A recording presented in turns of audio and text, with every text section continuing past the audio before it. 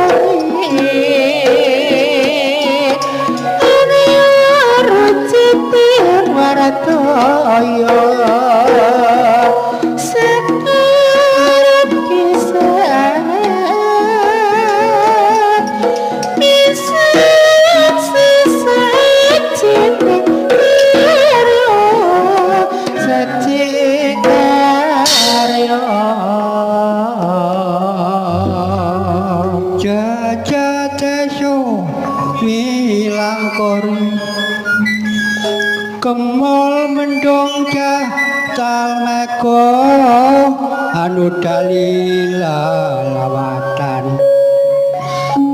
anu dalila lawatan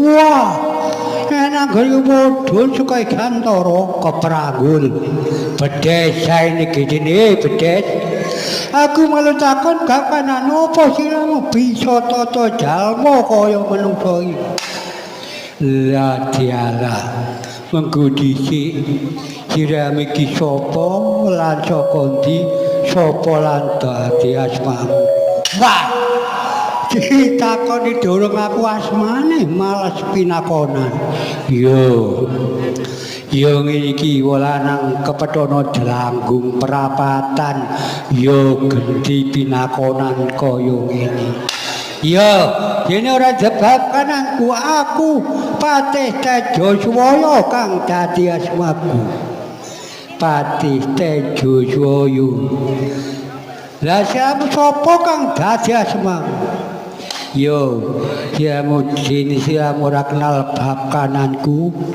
kang aranku Resi Begawan Kapiwara kang dadi asmaku kaya ngono Begawan Kapiwara bojone par iki negara di Begawan Kapiwara yo iki negara Ngamarta Ratu Nisyunuwun Kuntadewa kaya ngono wah piye Gusti Taulate ora ana maneh yo Taulate negara Ngamarta nyiramu ngelati praja Ngamarta sejo karpapa sliramu wah Begawan Kapiwara negara kenal oleh para Jawata ora bisa liya jati winune yen ora tenunggalan diriku Jamus Celima Sadaya Petindhe Praja Ngamarta kaya ngono la dialah Tejo Swaya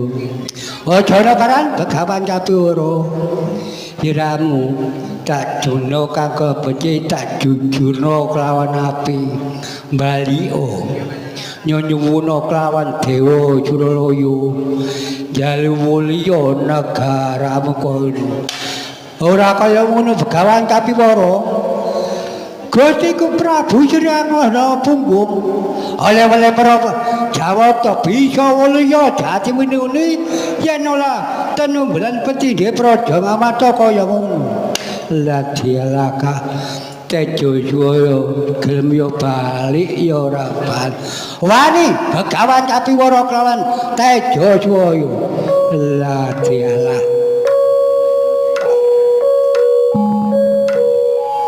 Tejo Swaya siramu kaya banteng Maidra kaya manuk banjangan Kopat Kapita kaya ula tapak angin Raksi Begawan Kapiwara gak mundur jejaka karo jiwa ragamu mula siramu bali yo aja ngutruno bab kananku gelem balik ora yo balik kaya ngono wah Kapiwara ana ngarsane kelawan Tejo Swaya aku gelem bali yen bisa mondong yaiku Jamus Celima Sadaya kaya ngono yo yen Tejo Swaya ora gelem temen-temen ora gelem bali yo tak percaya ana praja cuma Kapiwara wani karo bab kananku kasih Benawatu Kepraja ora dadi gawe batangmu sida tak cepet kunor wah mara tangan ya iku cukup jaluk kan maneh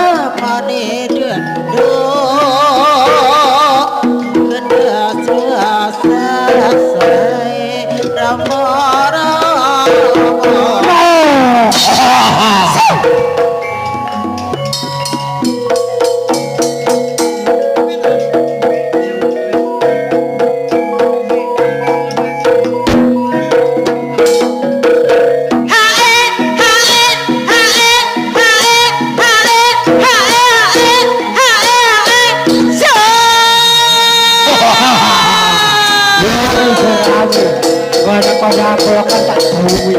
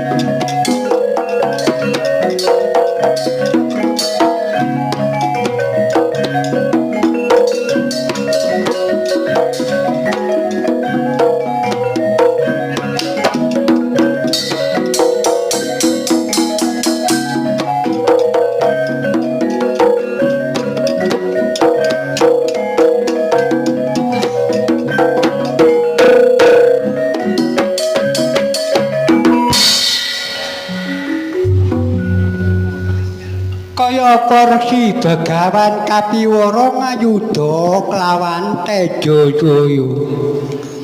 Oleh pangestune kelawan Gusti kula Nalendra Bathara Krishna wangsul Gusti. Boten wangsul inggih kula percaya boten alun-alun ngamarta kados mekaten. Ya ora dadi apa yen kaya ngono. Kula ceraku dijali tetulung ya semene wae. Lah nek tak watawano. Lah kauman nutruke. Yo ayo njaluk pangapura ya kaya ngono karo sing digawe. Yo muga slamet to kabeh cek ora ana alangan kaya ngono. Inggih Gusti kados pundi yo.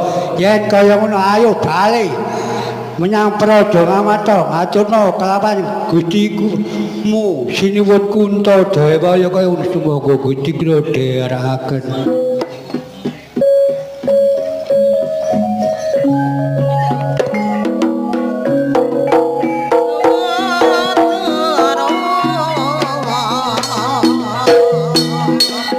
Nema